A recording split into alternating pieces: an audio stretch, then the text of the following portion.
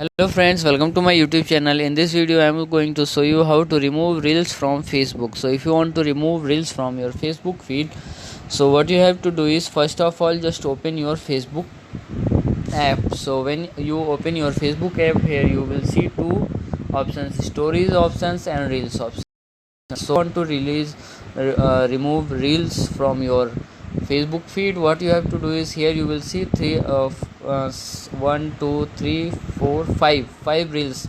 Now you have to select each of the reels here, and after selecting it you have to just wait for it, and here you will see three dots, just click on it, and here you will see three or four options: save reels, link, hide reels, and find support and